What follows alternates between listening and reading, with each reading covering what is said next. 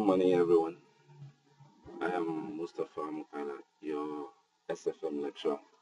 It's nice to meet you finally. Today we are going to be looking at the examination tips for ICAN examination for SFM,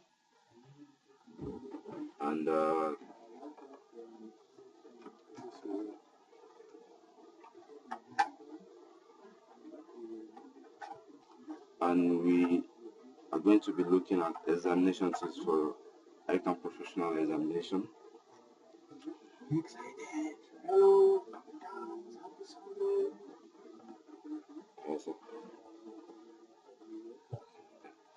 Hello everyone. Sorry for the break. I'm Mustafa Mukaila. I will be taking you through SFM professional examination in ICAN examination. And today we are going to be looking at examination tips. And before we start, I'd like to greet you. Happy Sunday, and hope you're preparing for your exam very well. How is your revision going? Now, this examination is all about tips. It's all about strategy, and this is what we're going to be looking at majorly today. And you know, when you're answering an examination, there are certain things examiners requires from you to do, and those things will depend on the kind of words they use. Now, look at when you see an examiner telling you to analyze. What does the examiner mean? When an examiner tells you to apply, when an examiner tells you to discuss certain things, what does it require from you? What are you expected to do? Now we're looking at it. Now when an examiner asks you to analyze, what do they mean? When they ask you to apply, what do they mean? And also when they ask you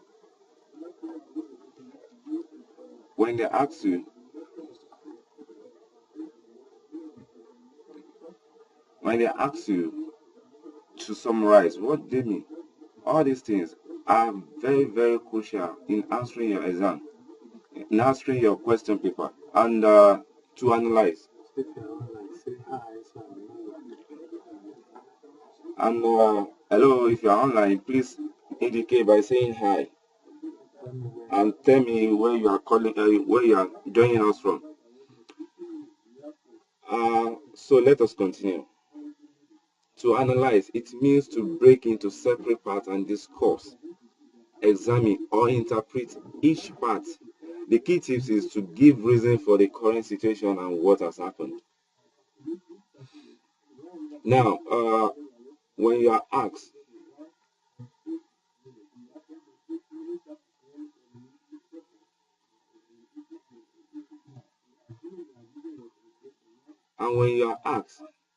to apply, it means to put into actions pertinently and all relevantly. The key tips is that properly apply the scenario to the case. When you are asked to assess, it means to judge the importance, to evaluate or to estimate the nature, the quality, ability, or extent of significance of a particular case. Now, the key tips is to determine the strength, the weakness, the importance, the significance, ability, and to contribute. Yesterday, I see you here. You are welcome. And where are you joining us from? Thank you.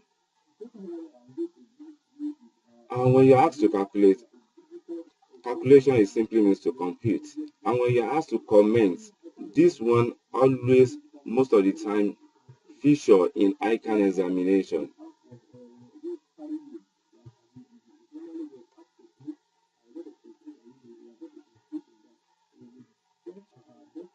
To comment, these things always appear in ICAN exam. And to comment means to give remarks, to express an opinion. in this place, your answer does not necessarily mean to tally with their own answer. They are asking you to use your professional competence to comment on certain scenario. They are not asking you to give them a perfect or a near correct answer. They are asking for your own opinion. And the key tips here to your answer should include an explanation, illustration, or criticism. And here to compare also always comes out in ICAN exam. Now, what does it mean to compare? To compare means to examine two or more things to identify similarities and what differences. I'm sure that one is clear enough. To compare, that is comparison, to distinguish. Also, to criticize means to present the weakness, the problem. When they ask you to criticize, they are not asking you to give them the advantage. They are not asking you to give them the importance. They are asking you to give them the weaknesses, the problem in a particular situation, in a particular policy. That is what they are asking for. And to divine is mean just to give the meaning. Like one or two, three lines will be okay for that. So just give the meaning. Usually the meaning specific to the course or the subject. Then the key tips here is to explain the exact meaning, because usually definitions are what? Are short. Are here to describe. And when you are asked to describe,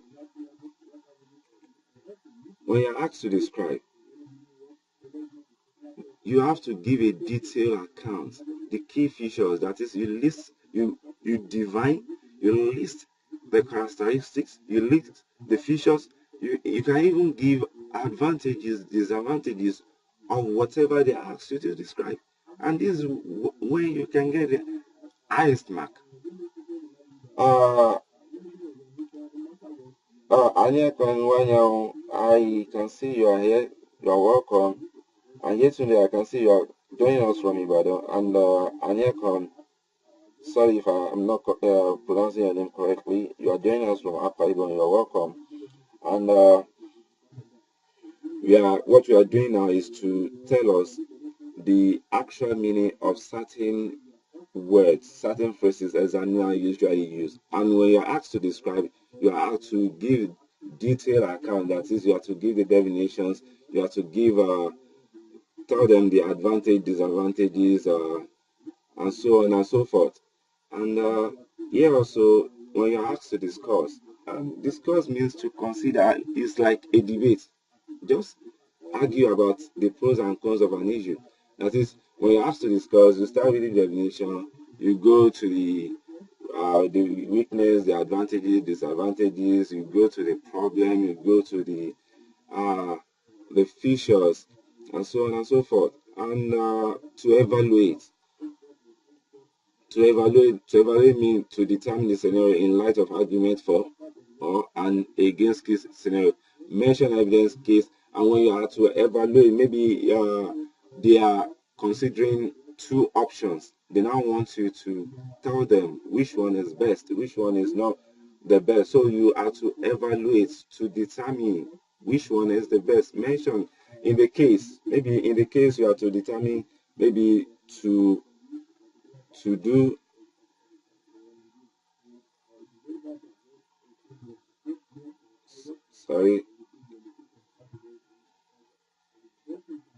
evaluate, maybe to do a project, to carry out a project, or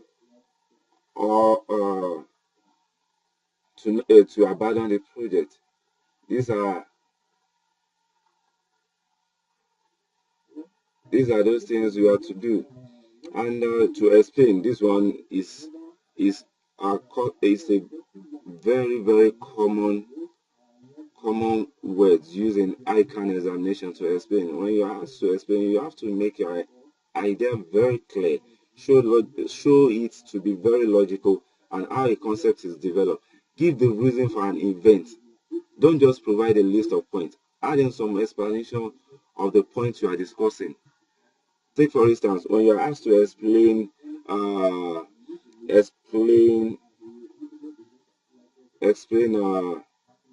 let's say they are asked to explain agency conflict. You are not just to list them. You have to explain in details, like give like 6 to 7 lines, so that the examiner will understand that you know what you are doing, you know what you are explaining. And to illustrate is just to give concrete example. Explain clearly by using comparison or example, that is adding some description. Here we have interpret, we have list, we have outlines, we have recommend, and we have relate.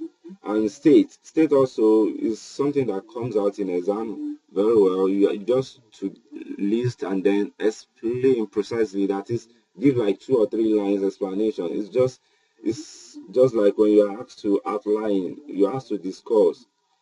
It's the same thing as state. And when you're asked to summarize, you just give a brief account, and also you include your conclusions and avoid unnecessary details. The key tips here is to remember to conclude your explanation.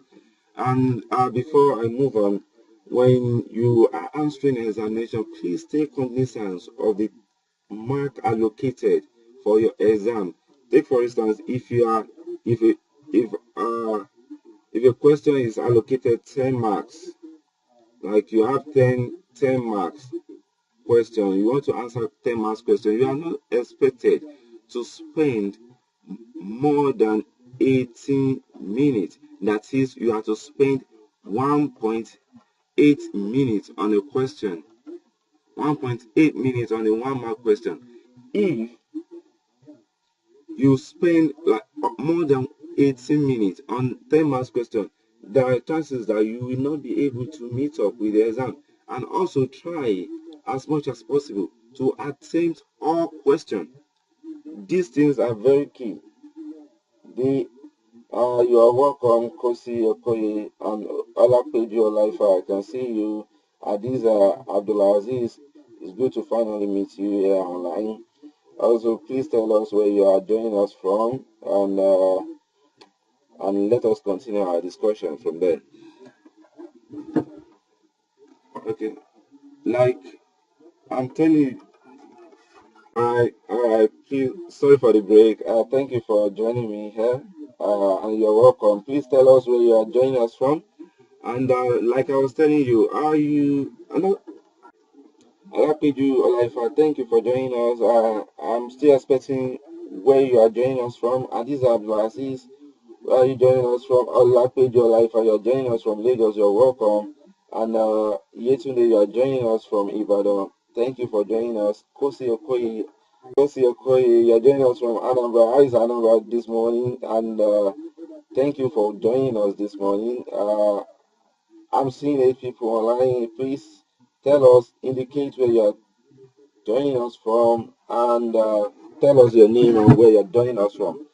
And okay, Alapeju, you are joining us from Lagos. I'm sure the traffic is not too much today, and the weather is treating you very well. And American, I is Akwa Ibom today, and I hope the weather is not harsh this morning. And let us continue our discussion. Okay. Now, like I was saying, you are not expected to spend more than 1.8 minutes on a certain question, on a 1 mark question. And also try to attempt all questions. It doesn't matter whether you know it or not. In fact, if you don't know a question, it is better for you to just indicate, like you want to answer question 2 now, and you want to answer question 2 now, and you only know like B part. Just in the A part, just indicate question A there and write the question down. Okay, Busola, thank you for joining us. You're joining us from Lagos. I hope you are not inside traffic this morning, because the Lagos traffic has been hectic these days. Because we are also doing this lecture from Lagos, and I'm telling you, the Lagos traffic is not funny at all. Like I was telling you, if you want to, like you only know question B, the B part. How do you attempt A? You attempt A by just stating the A part. You are by stating the A part, and you just go, you leave like a page or 2 pages for question A, and you go to B, and you explain whatever you want to explain in B. That you have attempted that question. There was a professional examination question whereby when markers are marking the question, they find out that the solution, the question was not right, was not correct. What their solution is to just give bonus mark to those who attempt. And by attempting, they mean that if you answer, if you just write the question number on your answer booklet, you have attempted. So do not leave any question unattempted. Now, like, examination structure is always like this. Okay, this is May 2018 diet. Now you have 3 hours, that is 3 hours to answer, and you have 15 minutes. You have 15 minutes for reading, making 195 minutes in total. 195 minutes in total. If you want to start this question now, number one thing is you should always know that you must not spend 1.8 minutes on a particular question. That's number one thing. Number two is that when you want to attempt the question, you first of all start from the requirement. The requirement is the best. Start from the requirement. Okay, the question asks you to calculate using money cash flow, the NPV of the project. It is when you read this requirement that you will know what you are looking for from this scenario. Yeah. Say for instance, you have to look at this one now. Calculate the NPV using money cash flow on the project. What do you need to calculate NPV? You need to calculate NPV. Calculation of NPV. You need what? You need the duration of the project. That is the number of the year. You need duration. Apart from the duration, you need the cash flow, the relevant cash flow. You need the relevant cash flow. Also, you need your discount factor. All these things are what you are going to be looking at. Also, you read your where are you going to get your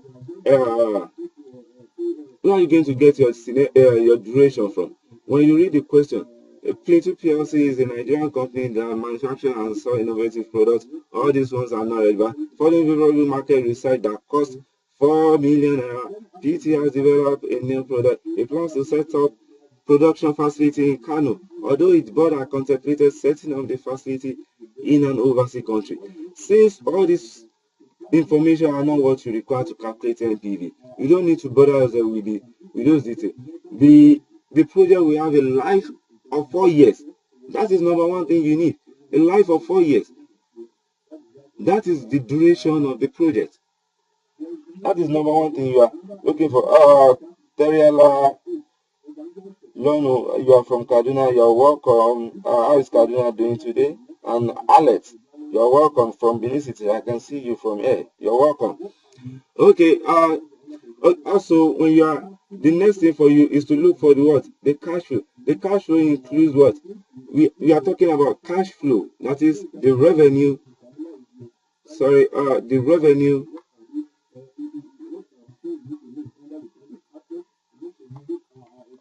You look at the revenue. You look at the cost. You look at the non-cash item to exclude non-cash item from your cash flow, and also you need were you given inflation, because you have to do it in money terms. You have to do it in money terms, and money terms mean you have included when they say money cash flow. That is money cash flow. Inflation has been incorporated. So you look at what you are given. Is inflation incorporated in all this? Okay, the selling price of the new product will be what? 5 naira per unit, and sales in the first year and the sales in the first year to December 31st, 2000 are expected to be what? 120,000 units, increasing by 25% per annum. Thereafter, relevant direct labor and material costs are expected to be what? 4,000 per unit, and incremental fixed cost fixed production costs are expected to be what? 60 million per annum. The selling price and cost are stated in December. The selling price and cost are stated in December. That is, they are stated in current terms, in year zero terms. That is, this they are stated in real terms. Shitu Kadija from Ogbomoso, I can see you from here. You're welcome. How is Ogbomoso today? And how is what's the name of your governor is doing it today? I hope the man is cooperating now. December 31st, 2008. Now they are telling you that the revenue they are provided, they are in real time. So you have to incorporate what? The inflation rate, and prices and costs are expected to increase at the rate of what? 3% per annum. That is, the cost and revenue are expected to increase by 3%. So all you need to do is to what? Since we have 4 years, so year one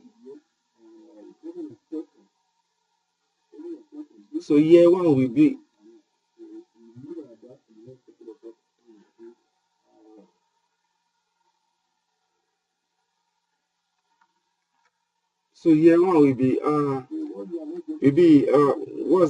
what's the revenue for year one? Revenue for year one is what? Is 59. Year one is what? 59 multiplied by 1.03. Sorry, 1.03. So when you do your calculation, it gives you the revenue to use for year one. For year two, it will be what? 59 into bracket of what? 1.03 raised to power of what? 2. For year 3, you do it like that. That is how to incorporate inflation into your calculation. Also, you do the same for cost. When you get the cost, and you know that for your cash flow, for fixed cost, you only need specific fixed cost. Fixed cost, by default, they are not relevant, but specific fixed costs, they are what? They are relevant when you want to calculate MPV. Not only MPV, when you are doing adjusted MPV. Also, when you are doing anything that relates to what? Discount techniques of what? Project evaluation. You need what? The cash flow. The relevant fixed costs are specific fixed costs. You need those ones to do your what? To do your calculation properly. Also, you go ahead to get your what? Discount factor. Sometimes examiner might give you discount factor straight. When examiner gives you discount factor straight, you say what? Kudos to them, because they want the whole burden to be what? To be lessened. But sometimes when you are not given the discount factor, how would you calculate this discount factor? That's when you go to your what? To go to your mathematics of finance. How to calculate what? Cost of capital. And cost of capital, you can use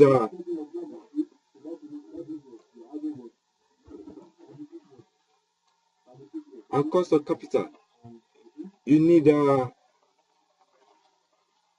cost of capital. When you are not given cost of capital, it depends on the information you are given. You can use a dividend valuation model to get your cost of capital. You can use to calculate cost of capital. You can use a dividend valuation model.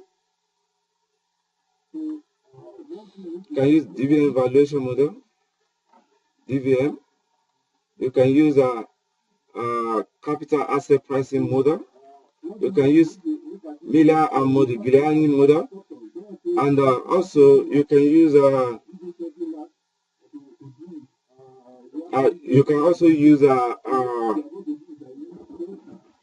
okay, let us restrict ourselves to these three because there are 3 other. Also, you can also calculate your cost of capital using WACC, because your cost of capital must be WACC when you are what? When you have debt financing, in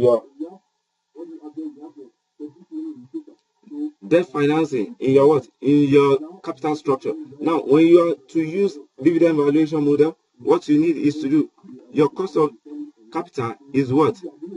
For equity, your cost of capital is what? Dividends into bracket of 1 plus G raised to power of what? Raised to power of what? Market value X div. That is your what? Your cost of capital plus what? Plus G.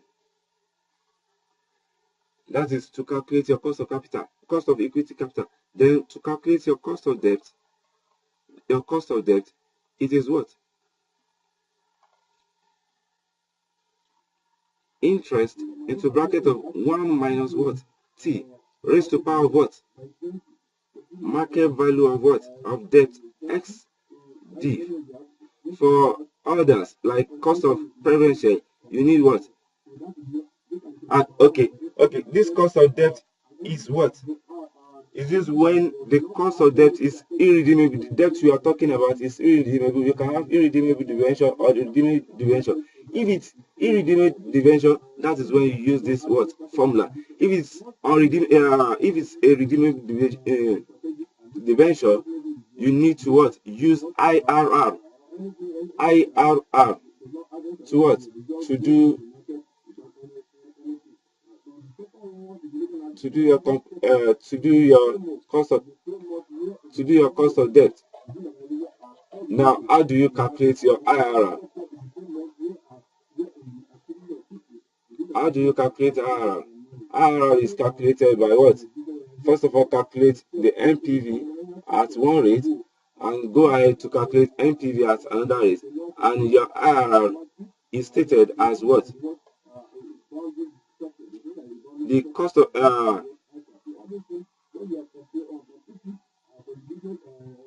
okay, your IRR is computed as what? Cost of capital, that is discount rate of the lower NPV plus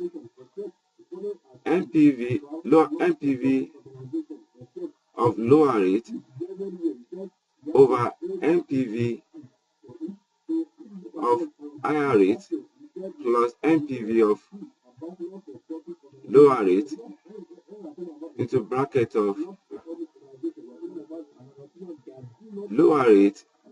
higher rate minus what? Lower rate. All these things will be given in your what? In your all these things are derived by you. I will explain as we go. I will explain how you can get your IRR. Please, if you have any question, you can be stating it now, and I'll be taking them down. Also, when you have to use a capital asset pricing model, capital asset pricing model is stated like this. Come in 1 minute.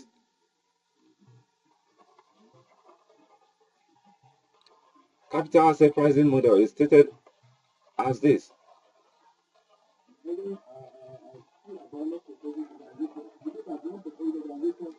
If you have to use a capital asset pricing model,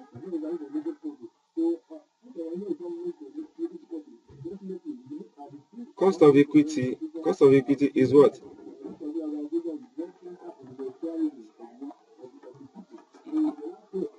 Is risk-free plus your what? The beta factor into bracket of what? Market return rate minus risk-free rate. This is how to use it. This risk-free is a rate on government bond, interest rate on government bond.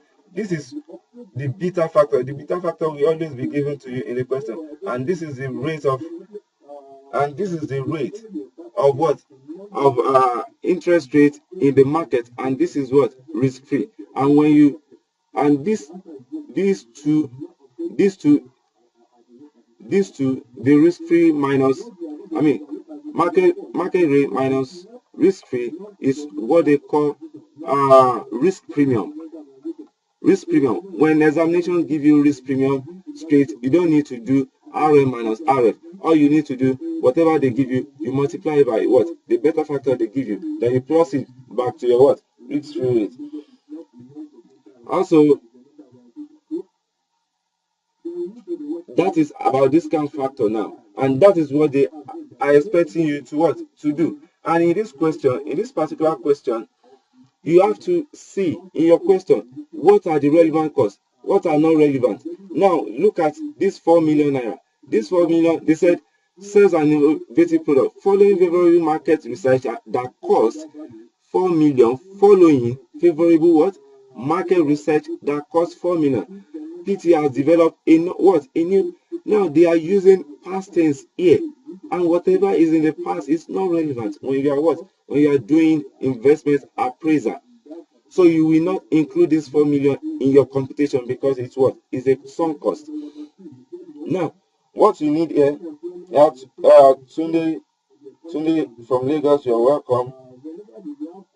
You are welcome. Also, here, this is your selling price per unit. Your selling price per unit is what? Is 59, and this is what a current price. You need to factor in inflation, as I have told you in the past.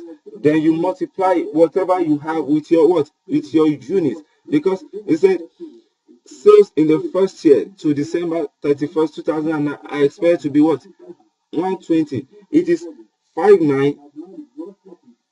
It is 59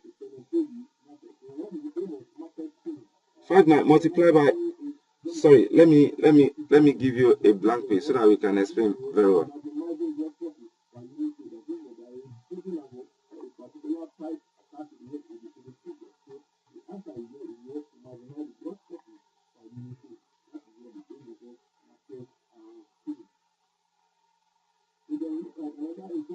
Sorry, 1 minute, please.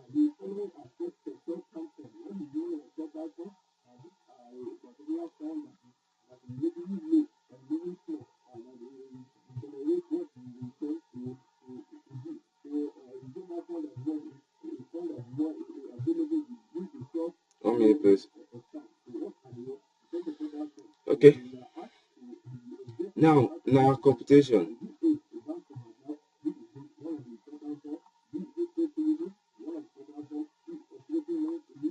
Now computation. What you need to do is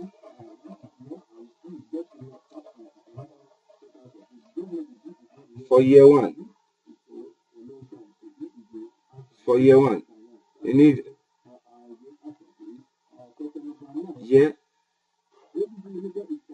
the cash flow, the discount factor at whatever percent they give you. What's the percentage? You look at the percentage. You are given the percentage to be what?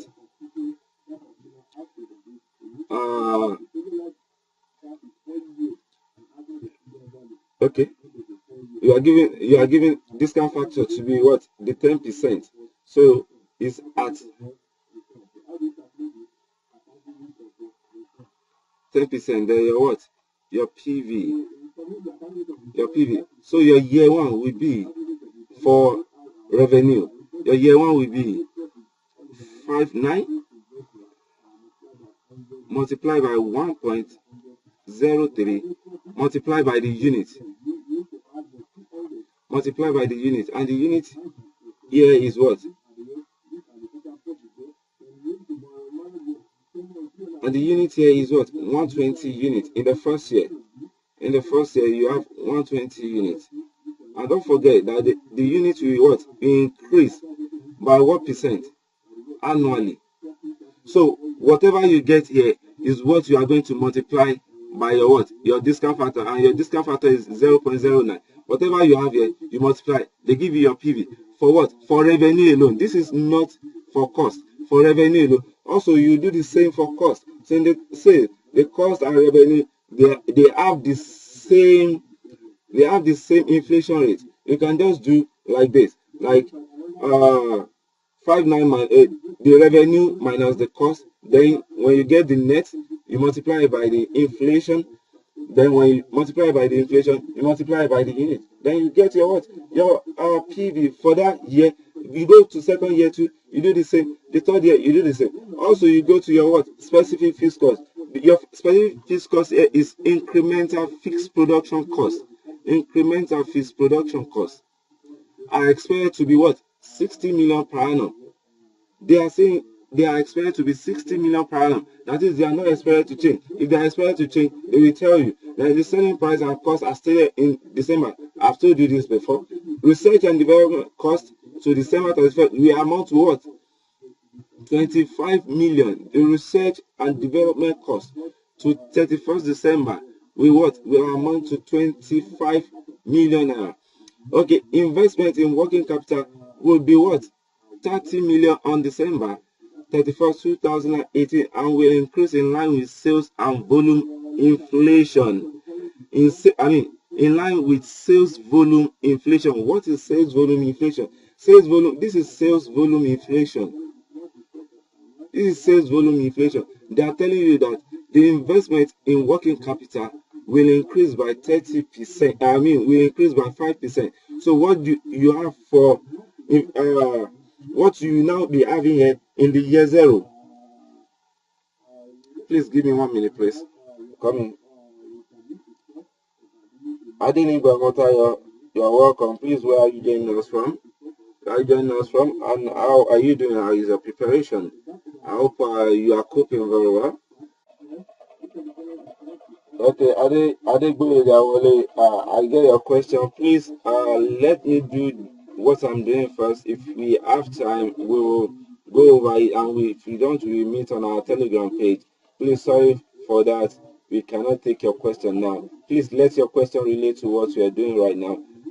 What we are doing right now is about NPV, how you can calculate your NPV. And because NPV or APV, investment appraisal, generally always, most of the time, features in number one ICAN examination. In number one ICAN examination. What I was explaining is how you can get your what? How you can get your working capital. Your year zero working capital now. Your working capital computation. Working capital. Now you have years, year zero, year 1, year 2, year 3, year 4. Now your working capital in year 0 will be what? 30 million. 30 million. Will be 30 million. And the requirement will be increased by what? By 5%, because 5% is the sales volume what? Sales volume inflation. And when you increase 30% by what? 5 million, what you have here will be what? 31,500. Also, you increase this one also by what? 5%, and you have what?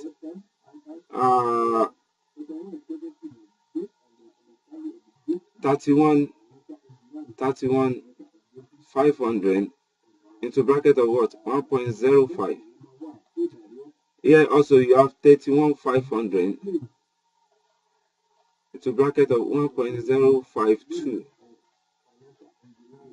Here at the end of the fourth year, at the end of the fourth year, you have to recover all your working capital. Good morning, Carl. You're welcome. Bukola, you're welcome from Lagos. I can see you now. Please, in 2 minutes time, I'll get back to you. Okay. Let me use this minute to acknowledge everybody online. Yetunde, you're welcome. You've been here. Thank you for your patience. Aniekon from Akwa Ibom, thank you for your patience. Yetunde from Ibadan, I can see you here. Kosi Okoye, how are you doing this morning? How are you? Is another greeting you. Olapeju Olaifa, good morning. You are from Lagos now. I can see Adis Abdulaziz Ayinla, you're welcome. Busola Jakaye, good to finally meet you online now. Terila Dono from Kaduna. I'm sorry if I didn't pronounce your name very well. I'm sorry for that. You're from Kaduna. How is Kaduna this morning? Alex Ezuman, you're welcome. And Shitu Khadija, you're welcome from Ogbomoso. You're welcome. Bisri Babatunde, how are you? How is Lagos treating you this morning? Omotayo Adeniga. Okay. Omotayo Adeniga, you're welcome. Also from from where you've not stated where you are joining us from. Jude Agbonifo from Lagos, you're welcome. Adegboyega Wole, you're welcome. You didn't state where you are joining us from. Bukola, you're welcome from Lagos. Carl, you're also welcome from Enugu, you're welcome. Ojo Oladimeji Kayode, you're welcome. Okay, on work. Okay, I'll go over that quickly when we are back online.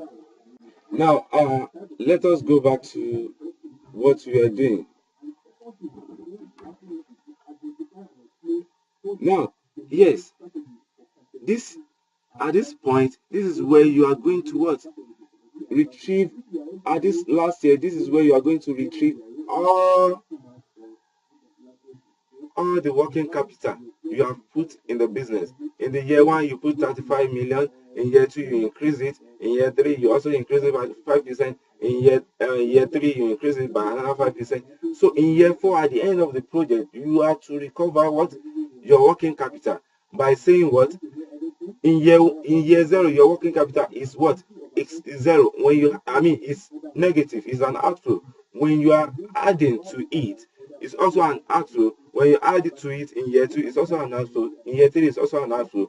In year 4, you have to get everything back. Get everything back and put it as what? As an inflow in year 3. And here, now what you are now be doing here is you do the differential. The differential here is what? What you in year 0 is what? 30 million. In year 2, it's what? The differential is what? 15. In year 3, it's what? 1 minute. In year 3, what you will be having now is in year 3. In year 2, what you will be having now here is 1575 in bracket. Yeah, in bracket. Also in year 3, sorry, this is year 3. In year 3, what you'll be having in year 3, what you'll be having now is what? What you'll be having now here is 1653.75. And in your year 4, what you now be recovering is the total of all this.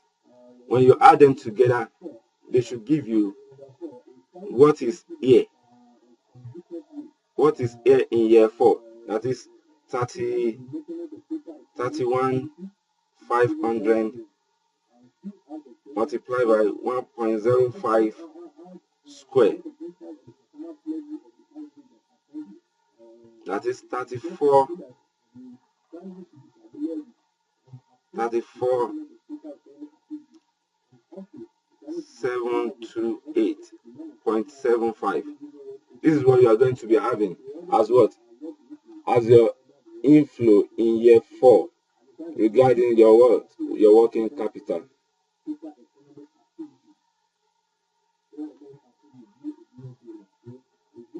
What we are saying in essence is that when they say your working capital increases,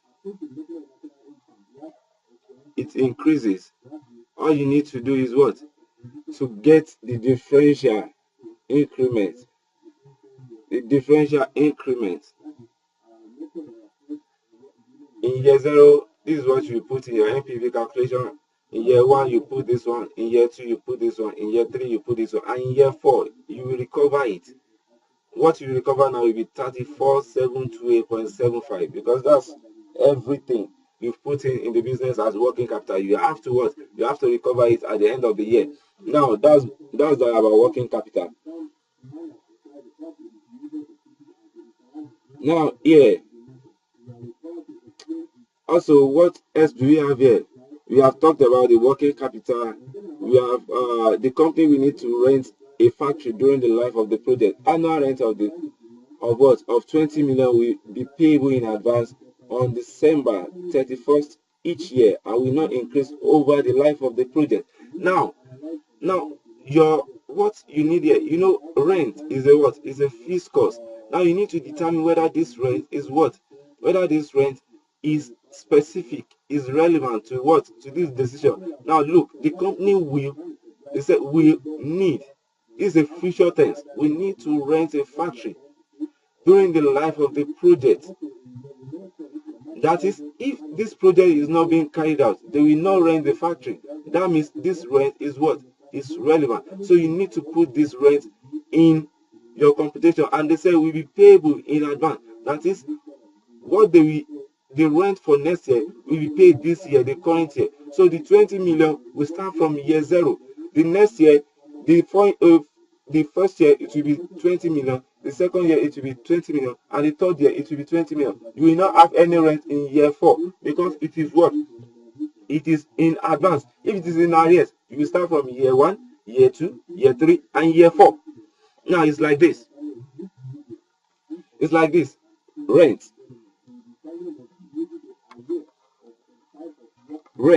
You have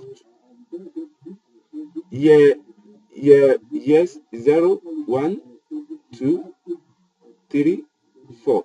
Now because it is paid in year 1, you have rent of 20 million here, 20 million here, 20 million here, 20 million here, and 20 million here. You will not have anything here. But if it is in arrears, it will start from what? Year 1. 1, 2, 3, 4. So what you will not, it will start from here. 20 million, 20 million, 20 million, and 20 million. That's that about the rent. Because the rent is what? Is specific. It is relevant to this decision. If they don't do this project, the rent will not be what?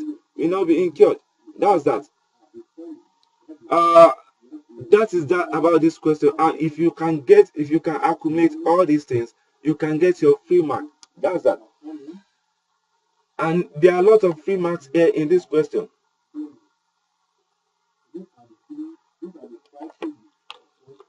The first free mark is to what? Is to incorporate your what?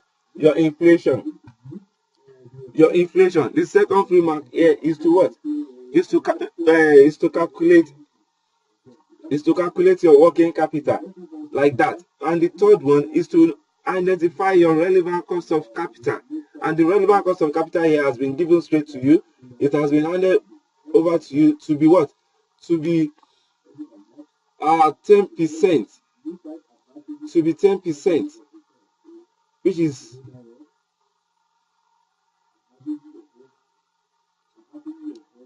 this 10%. So you just pick them one by one like that. Now they said they have given you also the corporate tax. Now this corporate tax is used to calculate your what they call capital allowance, because they said plant and machinery will cost 1 billion in December 2018. That is, you need plant and machinery. Let me read from where it starts. The company will need to rent a factory during the life of the project. Annual rent is 20 million in advance over the life of the project. Now, plant and machinery will cost 1 billion naira on December 31st, 2008. The plant and machinery is expected to have a resale value of what? 30 million naira. Now, this is what you're going to do. How do you get your capital allowance? That is the next thing. Because the plant and machinery, which will cost 1 billion, this represents your capital outlay. This represents your capital outlay. This is your capital outlay. What they call initial outlay. Also, you need to apply capital allowance rate on this 1 billion naira. How do you do that? To get your what? Your tax savings on capital allowance. Now you can do two things. Now, what is your capital allowance? Now, computation of capital allowance.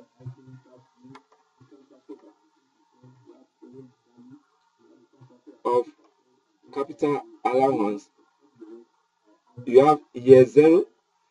Year 0, you have what? 1 billion.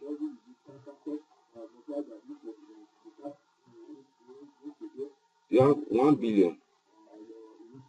Now, your depreciation, your tax depreciation, your capital allowance here, you need to read the instruction. How will capital allowance be calculated? The plant and machinery is expected to have a resale value of what? 30 million at December 31st, 2002 prices, that is at the end of the 4 year. At the end of the project, the plant and machinery will attract what? 20% reducing balance. At the end of the project, the plant and machinery will attract 20% reducing balance capital allowance in year of expenditure and every subsequent year of ownership by the company. That is, the rate of capital allowance now is 20%. Now this 20%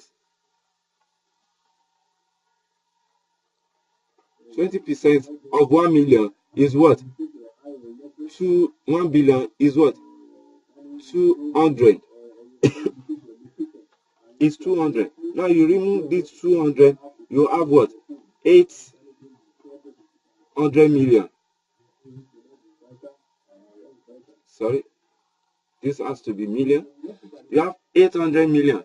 So the next thing is to what? This is your tax written down value. Tax written down value.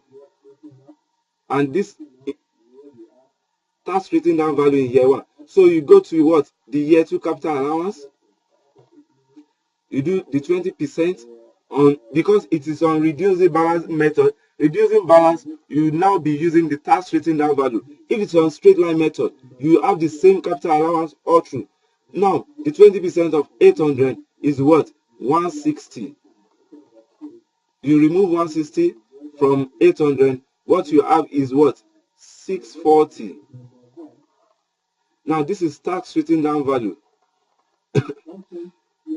for year 2. Now, year 3, you also have capital allowance at this 20%. You do the same, and you have what? 20% of this. You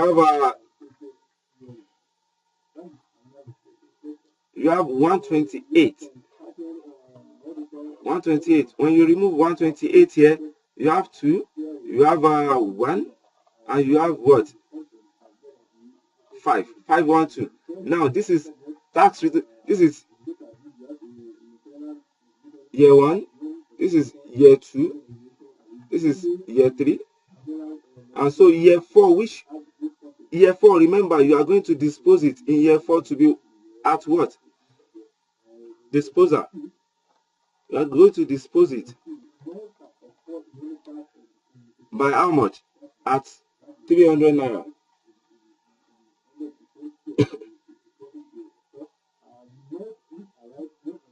At 300 naira. So this disposal will be the balancing figure here, which will be 300. So when you remove the 300 from 510, 512, you have what? 212 as your capital allowance in year what? In year 4. Now, your tax savings on capital allowance, the tax savings, because that's what we need in our computation, tax savings on capital allowance. Since the tax is what? Is assumed to be what? The corporate tax. The corporate tax is 20%.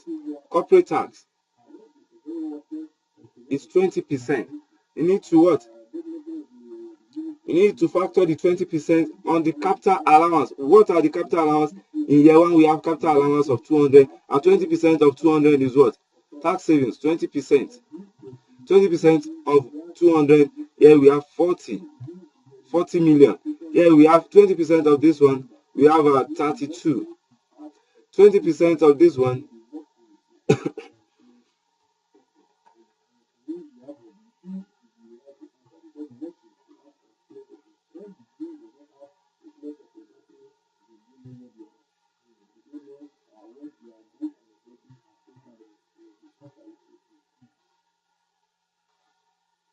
we have 25.6.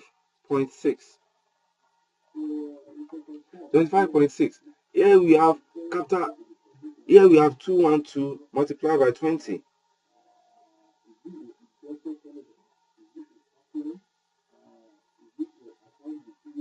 We have 42 here. 42.4. Now these are the tax savings on capital allowance. And now where the year you are going to put this one will depend on when you pay your tax. Do you pay your tax on accrual basis or you pay your tax on cash basis? If you pay your tax on cash basis, that means you are going to reflect this tax savings on capital allowance in the year of tax payment. I mean, in the year the tax is derived. Now, if it's on cash basis, this tax savings will be in year 1, this one will be in year 2, this one will be in year 3, and this one will be in year 4. And it will be inflow on all through. But if tax is on accrual basis in arrears, that means you have to, this one will be in year 1, I mean in year 2, this one will be in year 3, this one will be in year 4, and this one will be in year 5. This is the only thing that will be in year 5 because the project does not extend beyond year 4. That is how to calculate your capital tax savings on capital allowance.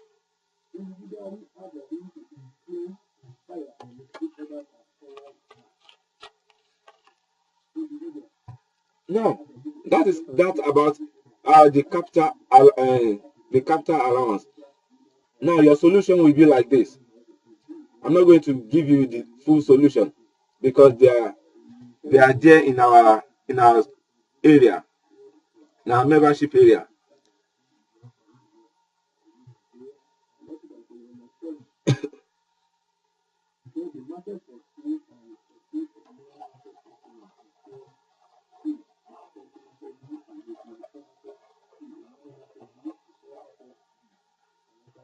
Now this is how your computation is going to be. Now you have your years. You have years 0, 1, 2, 3, 4, and 5. You are having year 5 because of what? Tax savings on capital allowance. And year 1 is going to be and what you have here, you have revenue. Don't forget, there will be no revenue in year 0 because that's not when you what? When you start to produce. You start to produce in year what? In year 1. And your revenue will be what?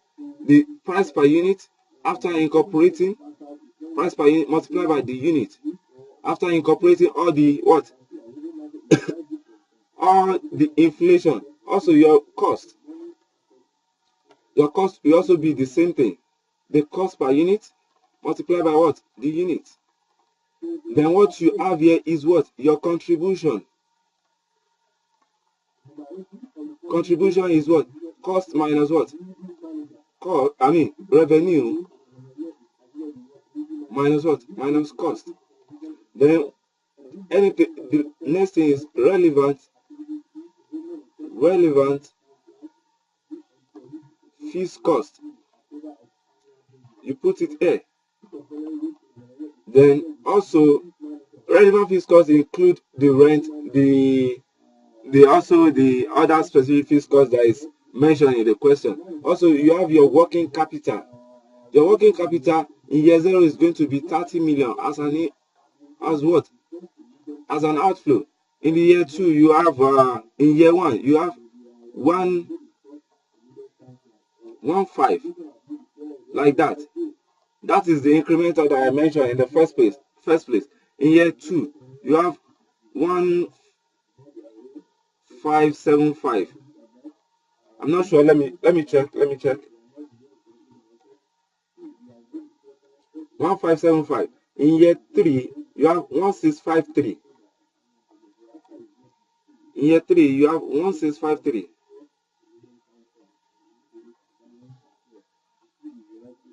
.75.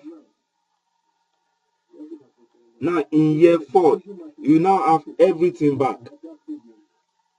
Everything to be 34,728. 34,728.575. 34,728.75. That is your recovery. That is how it's going to be. And after all the computation, you have to do the aggregate. Whatever the aggregate gives you. Abubakar Ismail from Damatru, you are welcome. You are welcome. You are welcome. How is Damatru? How is Yobe State treating you this morning? Thank you. You are watching us. Thank you. Also, your work has been given to be what? To be 10%. So you have to calculate the discount factor. So your discount factor at 10% in year 0 is what? Is 1. It's always 1. In year 1 is 0.909. In year 2 is 0.8 coming.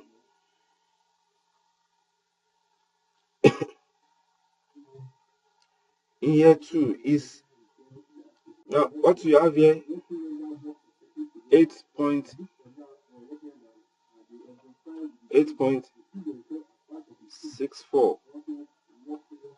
So you do it for the whole of the year. Then whatever you have is what? Now have your what? Your MPV.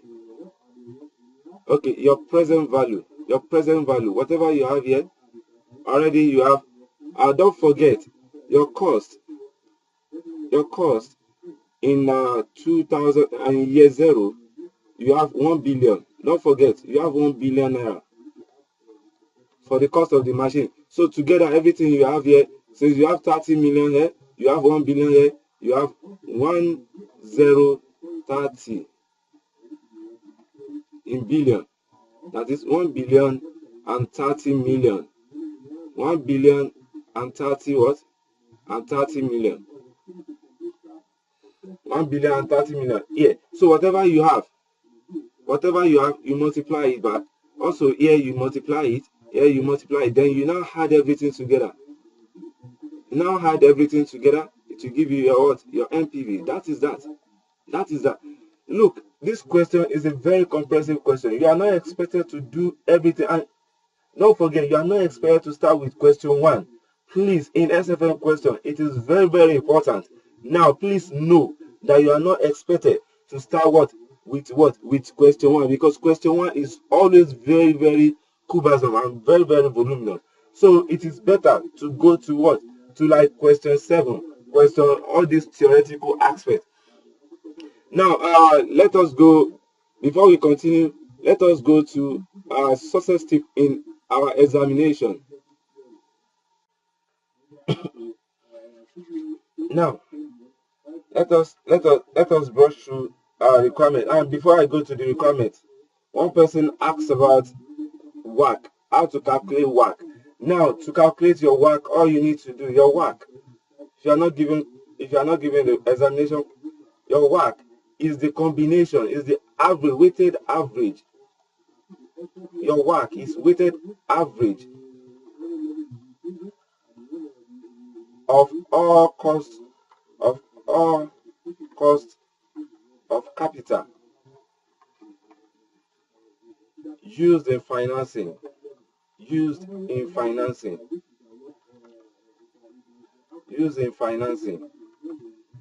need to weight everything. Now, if your capital structure contains equity, your capital structure must always include equity. You have debt there. You have preference share. These are the most common.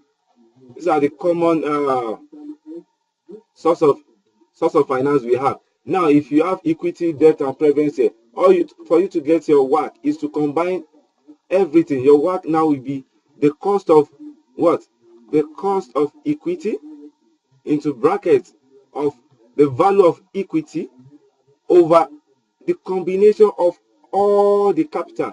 That is value of equity plus value of debt plus what? Value of preference share.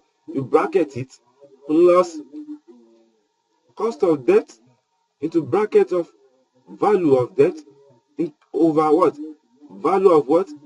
Equity plus value of debt plus what? Value of what? Preference share. Also, you go to what? Value of preference share into bracket of what? Value of equity over what? Value of value of preference share or value of equity plus value of debt plus what? Value of preference share. That is all about what? About work. That is all to that is how to calculate your work. And you need, for you to calculate your cost of equity, you need dividend valuation model, or you need a capital asset pricing model, like I rightly explained in the first place. And for your cost of debt, you have to know whether your debt is redeemable or not redeemable. If your debt is not redeemable, you use the normal debt formula, which is redeemable debt, irredeemable debt, irredeemable debt. Irredeemable debt is what? Interest into bracket of what? 1 minus t over what? Market value of what? Of the debt. X div. X interest. That is irredeemable. For redeemable is equal to the computation of IRR. How you can calculate IRR in the normal project evaluation. In the same way, you are going to calculate redeemable debt. They can call it debenture. Now, for preference share too, preference share also take the same form. Preference share also take the same form. Is what? The dividend over what? Market value of what? X div. X div. This is for irredeemable preference share. Irredeemable preference share.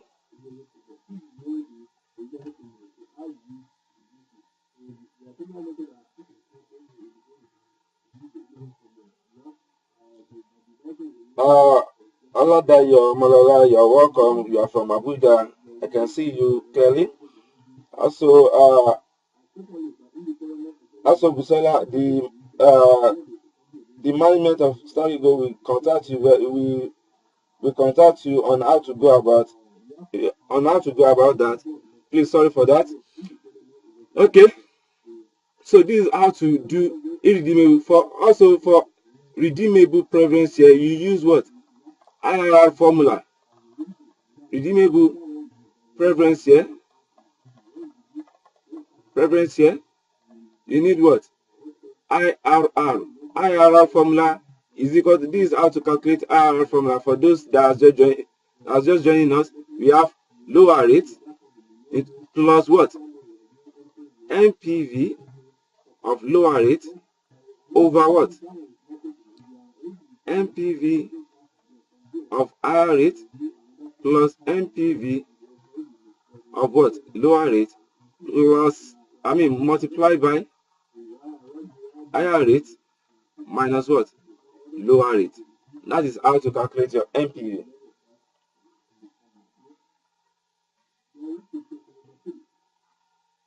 Okay. For nominal cost of capital, Jude Agbonifo, you are asking me to throw more light on the nominal and what? Real cost of capital. Okay. Real cost for nominal cost of capital.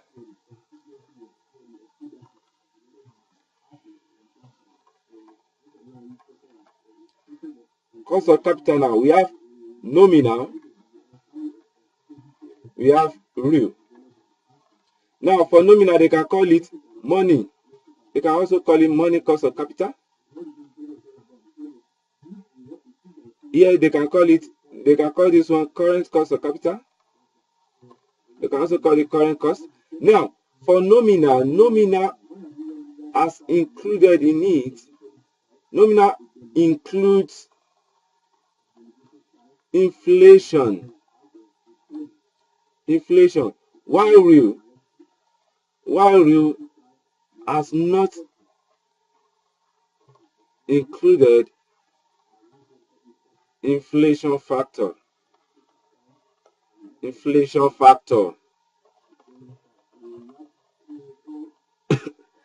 Now to get your, according to Fisher's model, we use Fisher's model to calculate it. Fisher's model states that 1 plus plus M into bracket of 1 plus I is equal to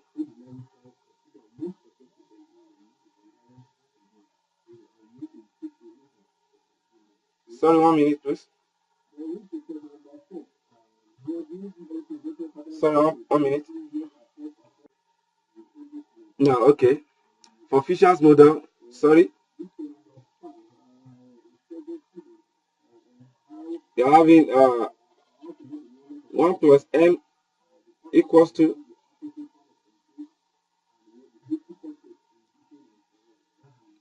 equals to 1 plus R plus 1 plus I. There's no plus there, please. There's no plus.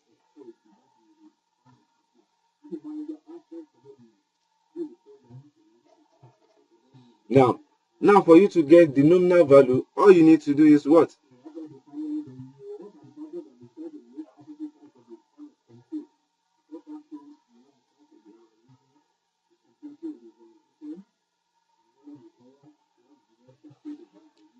For you to get the cost of capital, money cost of capital now, okay, let me give you the notation where M is money cost of capital, money cost, R is equal to what? Real cost, and I is what? Inflation rate. Now, to get your money cost of capital, all you need to do is to do what? A change of subject formula, where we have 1 plus R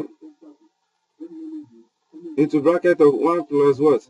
I minus what? Minus 1.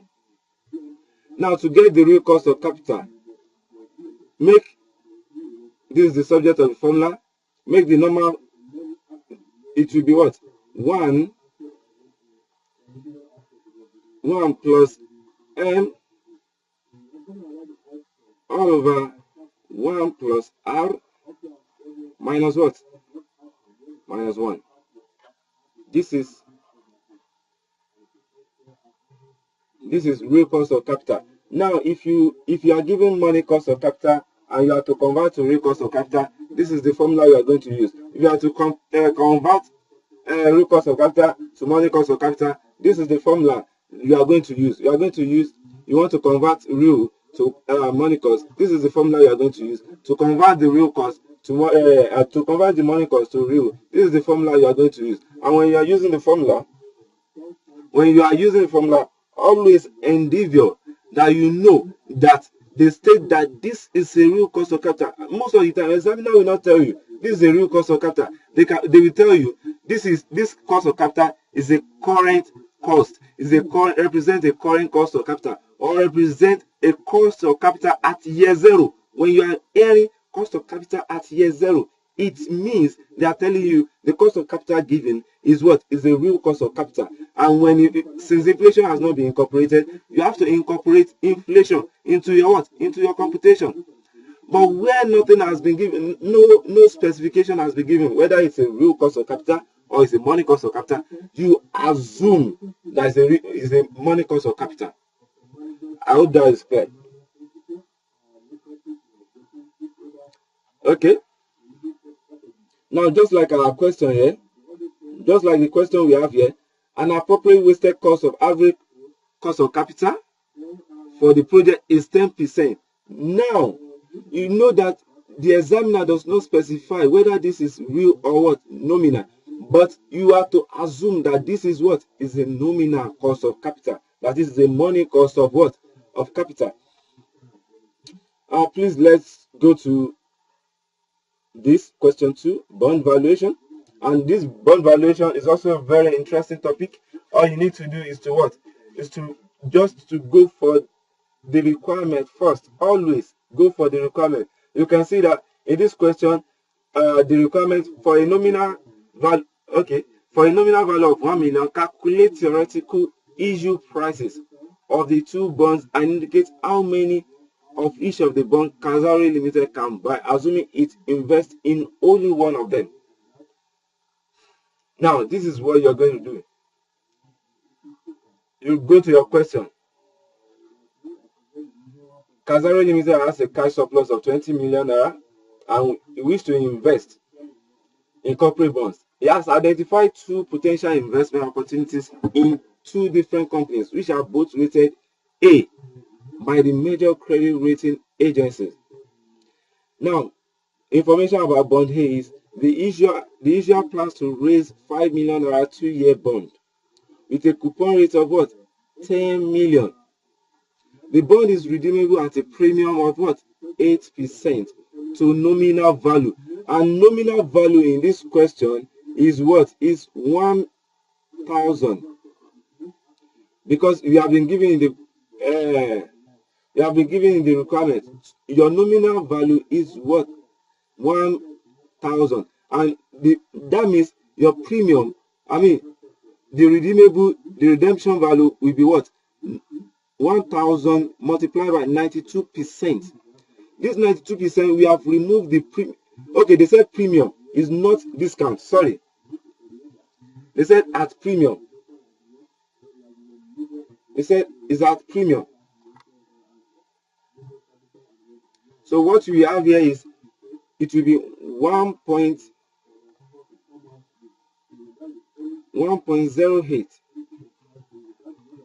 1.08% is at premium. Is at premium. So your redemption value here will now be what? 1,080. That's the redemption premium. Now, for bond B, the issuer plans to raise a what? An 800 million 3-year bond with a coupon rate of 12% and redeemable at par. And don't forget, when something is at par, that means it will be at nominal value. If it's at discount, that means it is at discount, it is below the par. If it has premium, it is above the par. Now it has par, and the par value is what? 1,000, and the par value here is what? 1,000 naira. So this is for bond A. Redemption value for bond A. Redemption value for bond what? For bond B. Now, how do you do your question? For a nominal value of 1,000, calculate the theoretical issue price of the two bonds and indicate how many of each of these bonds Kazari Limited can buy, assuming it. Now, when they are asking you to calculate the theoretical issue prices, they are telling you to calculate the present value of the bonds. How would you know the present value? Now, this is how to get your present value. Now, for bond A now. For bond A, you have 2 years. Yes, 1 and 2. We have cash flow. We have discount factor. Now you look at it, what will discount factor be? Your discount factor will be now they tell you that the annual spot yield curve for government bonds is year 1 year, sorry.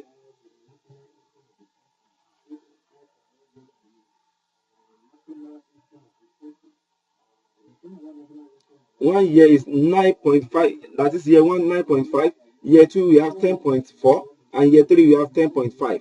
Now, extra from major credit rating agency. What this means is that the government bonds is always risk free. The value they give you here, the value you are having here, is what? Risk free. It's risk free. So you are now to incorporate the risk factor, and this is what you are going to use to incorporate the risk factor.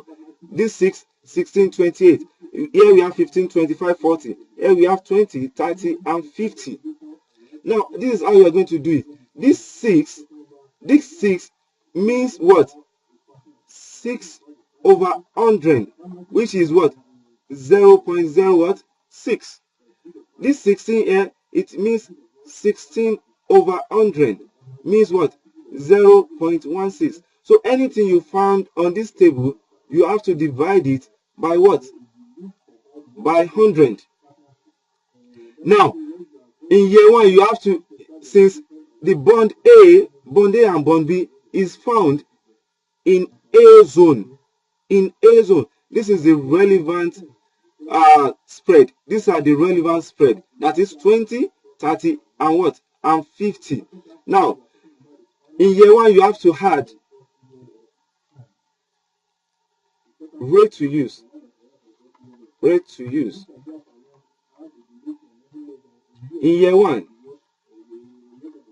you have risk-free of 9.5. Spread of how much? You have spread of 20, and your spread will now be 0.2, giving you what? A discount rate now, giving you what? 9.7. Now year 2, we have what? We have 10.4 and 30. 10.4 and what? 30, and your 30 is 0.3. Here you have 10.7. And year 3, you have what? 10.5 and 50. You have 10.5 and what? 0.5. Now you have 11%. And don't forget, these are all in percentage. This is also in percentage. Now this is also in percentage. Sorry. It's not 10%.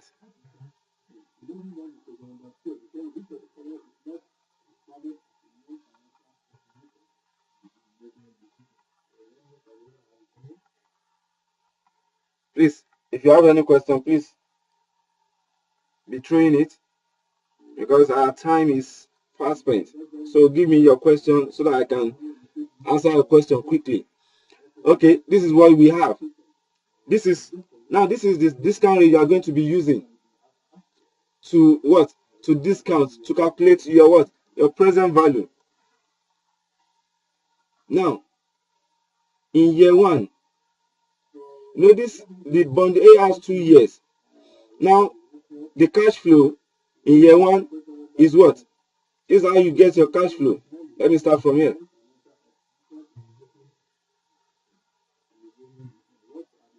This is how you get your cash flow.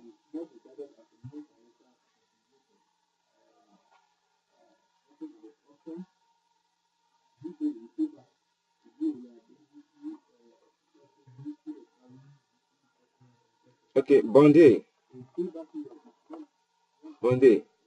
Now we have here the cash flow, the discount factor, and also we have what? We have PV. Now year 1,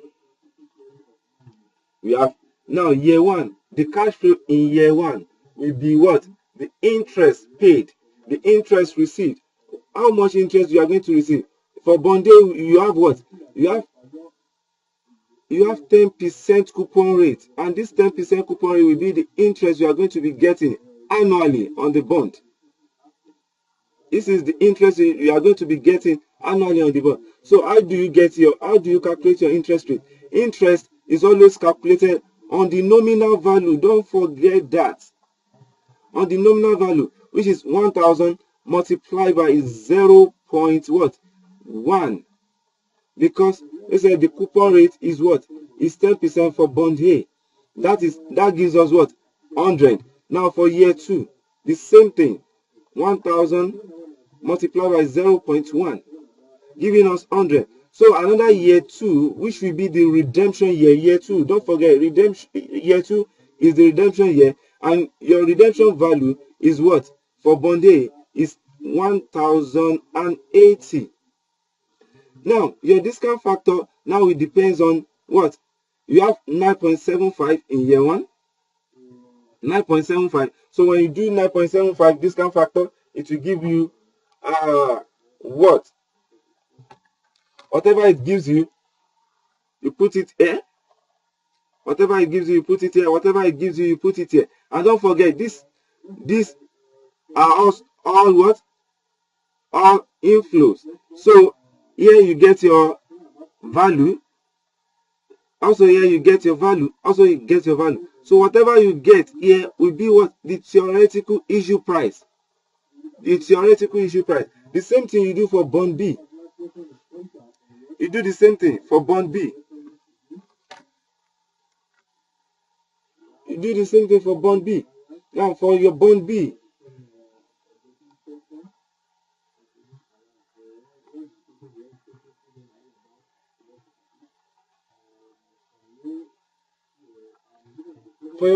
now, you do the same thing. But don't forget that your bond B extends to what? How many years? Extend to 3 years.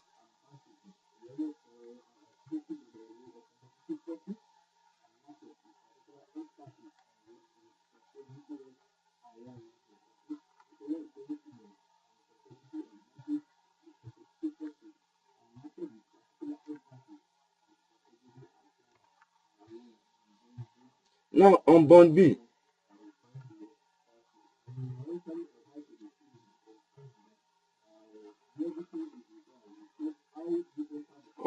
we have year 1, 2, 3. You get your whatever you have here. You get your interest, and bond B is on what? 12% coupon rate. So and 12% of 1,000 is what? 120. 120. Another 120 here. Then year 3, the redemption, and the redemption is what? At par. So you get your discount factor. This is cash flow. Cash flow. You get your discount factor. Don't forget how we get our discount factor. Your discount rate here is 9. In year 1 is 9.7. In year 2 is 10.7. In year 3 is 11. So you do your discount factor straight here. You put them here. You put them here. You put them here. You put them here. Then your present value will now be what? This multiplied by this will give you what is here, what is also here, what is also here, and what is also here. Then you get your value.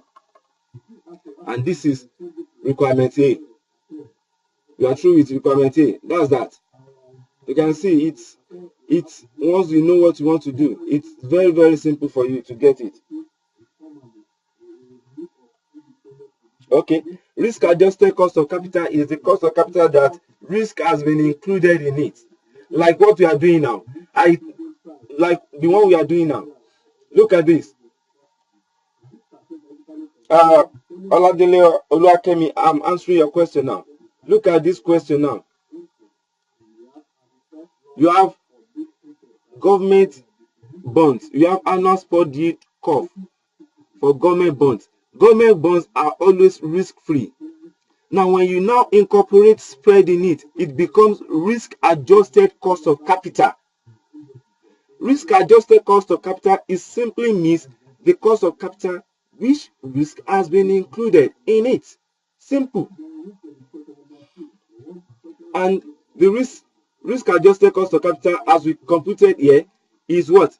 9.7, 10.7, and what? The 11. That is the risk cost of capital regarding this question. Please, any other question?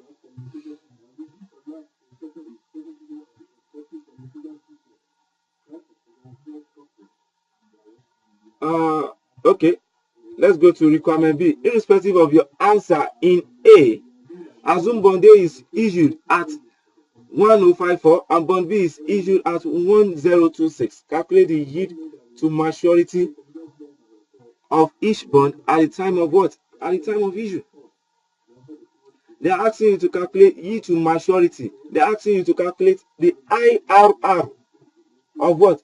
Yield to maturity. And this calculation will be a little bit different from what we did the other time. Now, to calculate your yield to maturity, all you need to do, yield to maturity, you need year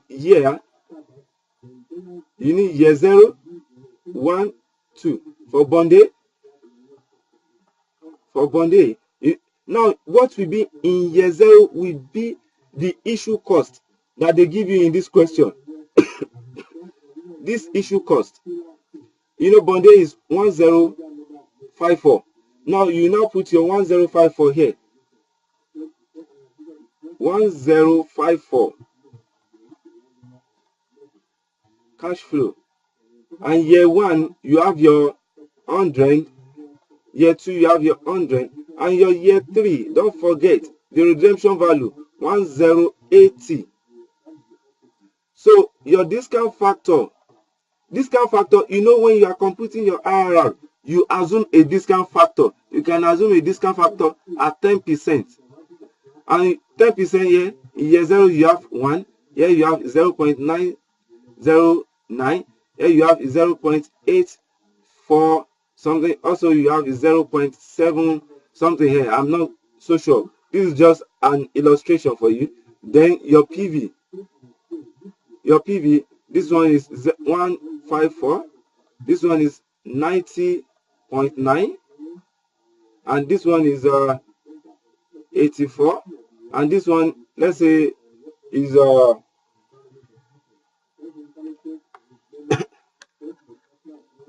excuse me, please.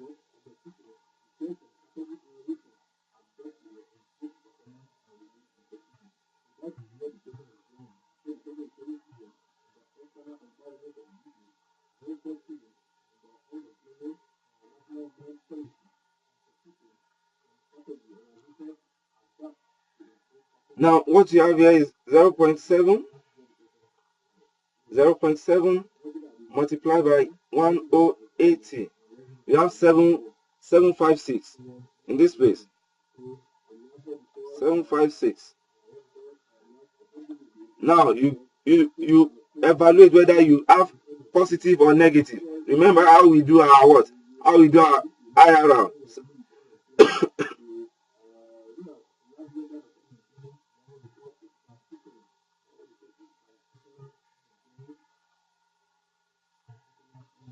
Now here you have 1, 2, 3 negative. Please do your proper calculation. I'm just assuming figures here. 0.13 negative. Now you do the same, and when you want, since you have positive, you have negative here, you have to go below, like go and assume a 10% discount factor to calculate the positive value.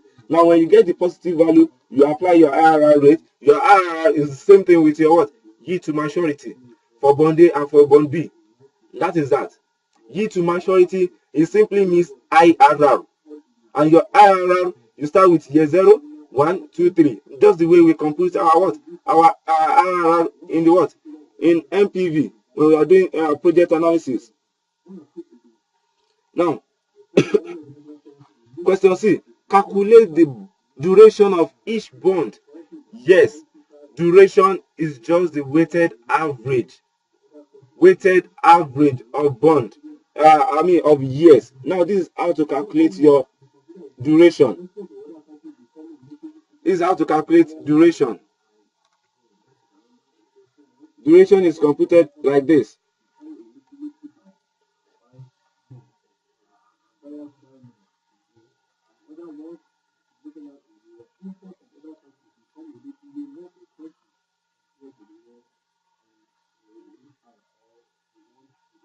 Duration is like this. You have your year. That is, you have year 1. You have year 2. Don't forget, you have 2 years for bond A. You have your cash flow, which is what? 100 here, 100, and 1080. You have your discount factor. Your discount factor, the discount factor now you're going to use it is your yield to maturity. Yield to maturity. Do not forget, this is where students always make mistake. For when you are calculating issue cost, you use what? You use the spread plus what? The risk free. When you are calculating the the yield to maturity, you assume discount factor. Now when you are doing duration, the yield to maturity you calculated will be what? Will be used to discount. Now assuming your risk to maturity here for bond A is 10%. Let's say your risk to maturity is 10%. I'm just assuming figures here because of our time. Let's say it's 10%. All you need to do is what? To discount it, which is 0.90, 0.84, 0.75 something. So whatever you have, that is now you have your PV. Now you have your PV. Let's say your PV here is 90.7, 90.9. You have 84 here. You have 756 here. 756 here. So you add this together, whatever it gives you, then you now do your weighted average, your weighted PV. Your weighted PV is equal to year multiplied by the PV. Year multiplied by the PV. Now, 1 multiplied by 909, you have 909. 2 multiplied by 84, you have 168. 2 multiplied by 756, you have 2, you have 1, you have 15 here. So you add them together. Now let's do the addition. Okay, let's say the addition here gives us 3,500. The addition here gives us the addition gives us 1,500. Your duration simply means 3,500 over what? 1,500, which is what?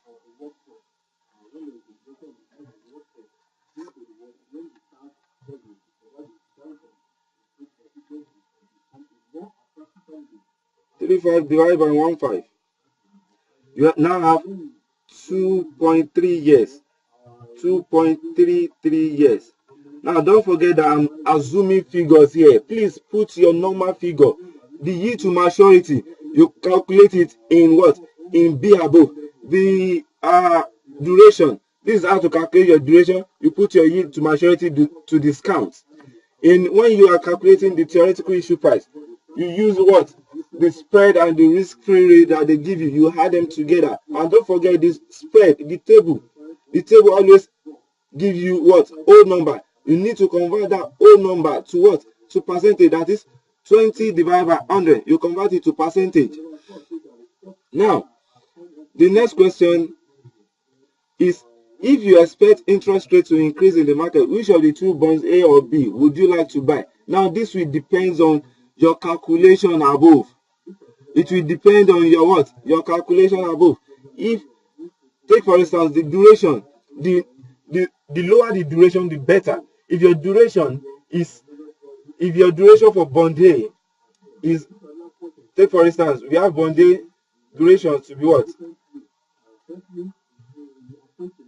To be 2.3 here. Duration for bond A to be 2.3 here. 2.33 here. And bond B, maybe we have, when we compute bond B, we have like 4 years. 4 years. Bond A is better based on the duration calculated, because for duration, when you have lower duration, that means you are going to recoup your money faster than when you are having now 4 years. Now let me give you this hypothetical example. I approach you, I want to borrow money from you, and I tell you that I'm going to give you this money. your money back in 2 years time, and someone else approaches you and says in 6 months time, I'm going to give you your money back, which one will you prefer? Won't you prefer the one that will give you money in like 6 months time? Yes, that's what you're going to do. This is practical example. This is very practical and very easy to grab. That is that about question 2.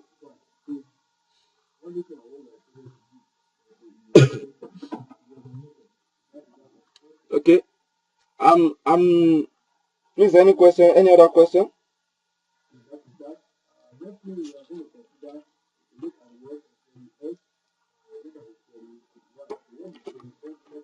I'm waiting for a question, please. Any other question?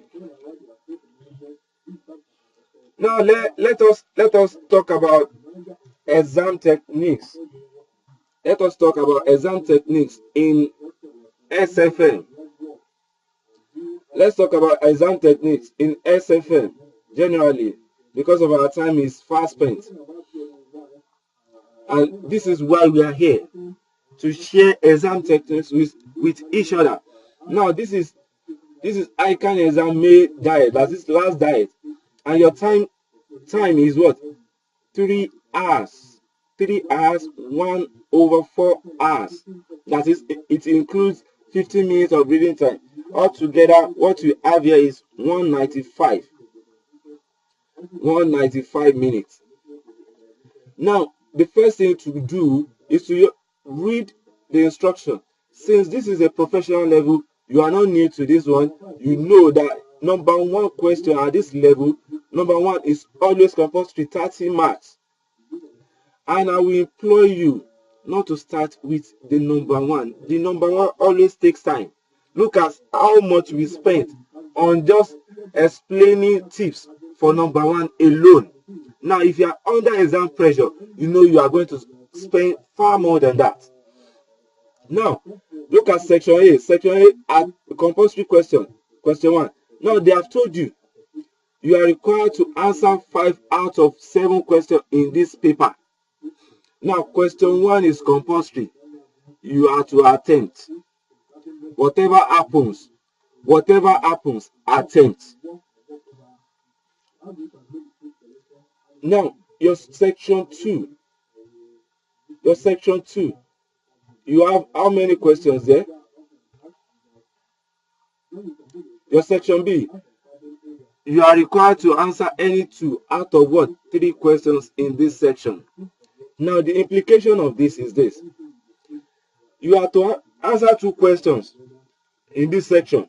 If you answer 3, mistakenly you answer 3, what the examiner will do for you is to cancel the best, your best. If you score 20 in 1, you score 16, you now score 10 in the last one, they will cancel the 20 for you. That's the implication. They will now give you the 16 and the 10 marks. Look at what you've lost. See what you've just lost. Meanwhile, if you limit yourself to these 2, 20 plus 16, you would have gotten 36.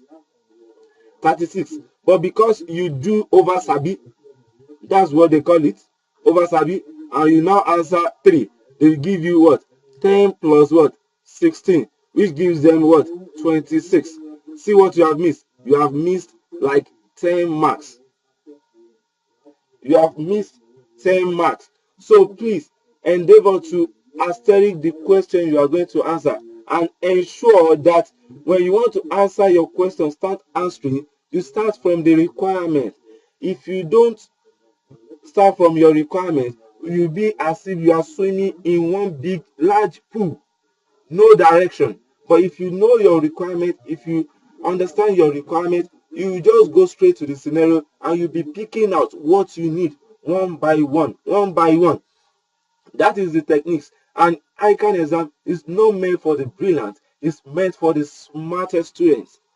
If you are smart, you will get what you need to pass this diet, and you will get what you need to get qualified. That is all our ICAN. Now, another thing is that I told you earlier on that you must not spend more than 1.8 minutes. You must not spend more than 1.8 minutes per 1 mark.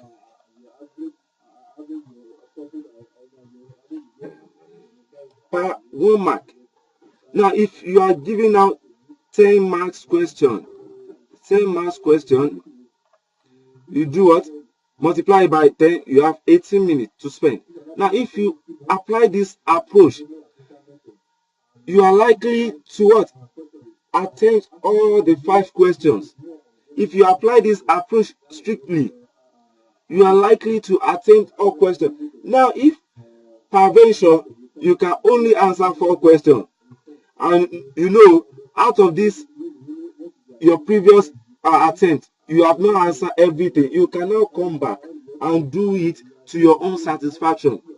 But it is better to allot your time appropriately, 1.8 per minute, per mark. That is that.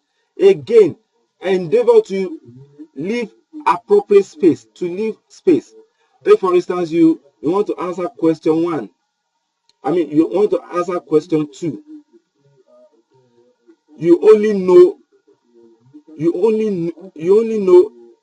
the B part. You don't know A part. You just start your, okay, let me do this.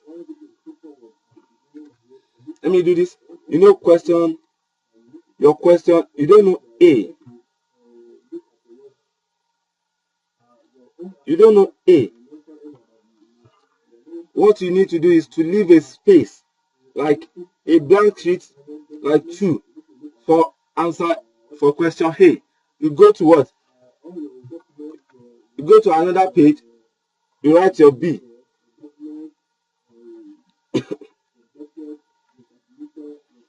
You go to your B.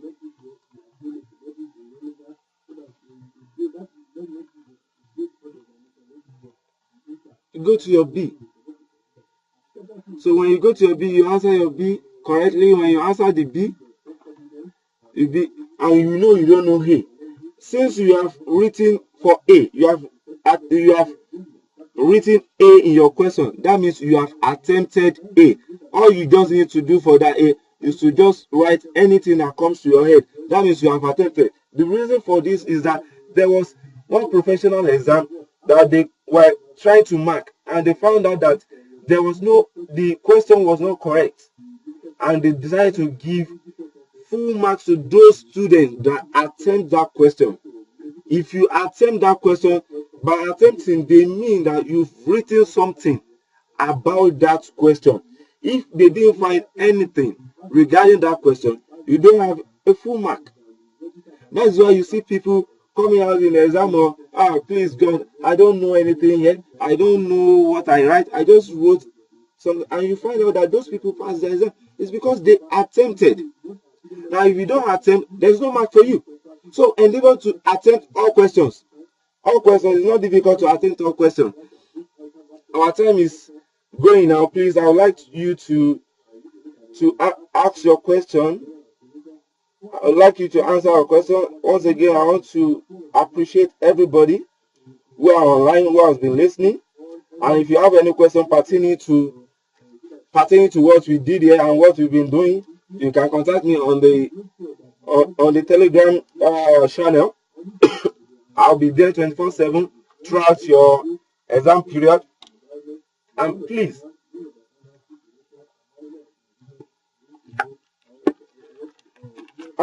try to, when you want to answer your question,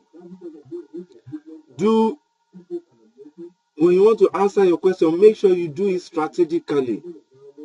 Like, your time is very important, your speed is very important, and your accuracy is very important. That's what they mark in ICAN. Your calculation must be top notch. And what I mean by top notch is that when you want to write 2, you don't write 8. Where you want to write 4, you don't write 7. All those things, you have to take them into consideration.